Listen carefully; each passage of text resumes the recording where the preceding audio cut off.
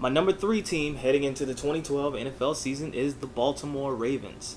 Now, they were, you would say, a drop pass or a missed field goal away from either tying the AFC Championship game up or going to the Super Bowl in general. But we all know how it worked out. Patriots went, Ravens lost.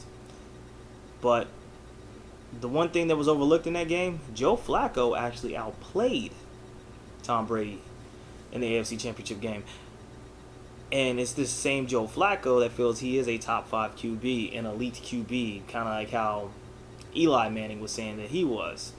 Only difference is Eli Manning has not only proven that he is, he's actually won 2 Super Bowls. So he can back that up. It's time for Flacco to go ahead and step up and back his words up. And he's going to have some help. The Ravens front office finally went ahead and cut Ray Rice a check. So that means he's going to be back in the fold, happy and paid. Hopefully he won't lose that hunger. But Ray Rice is a grinder. He is, in my opinion, a top 3 running back in the league right now because basically he can do it all. He can go in between the tackles. He's a powerful runner. And then on top of that, he can catch passes out of the backfield and create mismatches left and right. So basically when you're game planning for Ray Rice, it's not just stopping the run. You have to stop him, period. And Flacco also has a couple other weapons too, namely Anquan Bolden and Torrey Smith, who stepped onto the scene in the game against the Rams where he caught 3 passes and all 3 of them were for touchdowns. He also caught the game-winning pass against the Steelers, which will end up being the game that the Ravens would end up sweeping the Steelers and getting the number 2 seed in the AFC. And also they have two serviceable tight ends in Ed Dixon and Dennis Pitta. So Flacco is not without weapons here, ladies and gentlemen. He's not just running his mouth and not having the resources to back it up. He just needs to step it up. I have gone the first minute or so without even discussing their defense, which is the heart and soul of that franchise. Offense sells tickets, defense wins championships, and they do have a championship caliber defense. However, that championship caliber defense is going to be without reigning defensive player of the year, Terrell Suggs. Terrell Suggs decided to hoop it up and tore his Achilles. So there's his season. And he was pretty much one of the key cogs in that defense and why it was as good as it was last season. I'll never forget the game against the Niners where he straight terrorized them. So losing somebody of that caliber will hurt.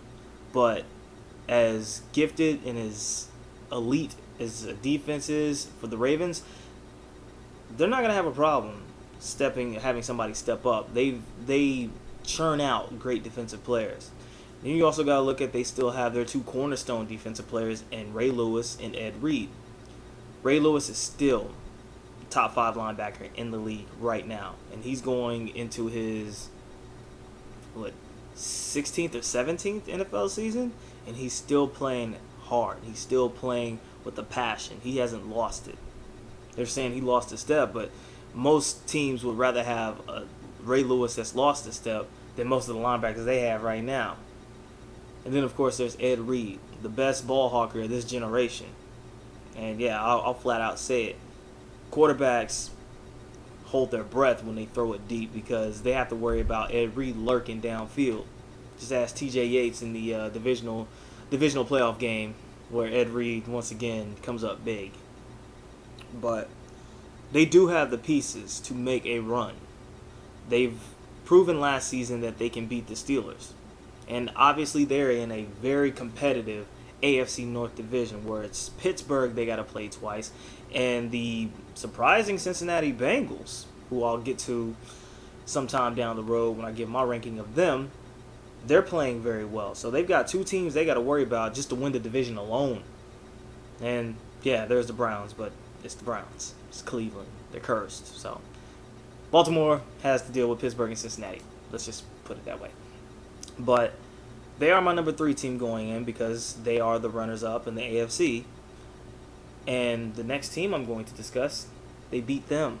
And that's why I have them where they're at. So Baltimore Ravens, number 3 heading into the 2012 NFL season, and that's my opinion.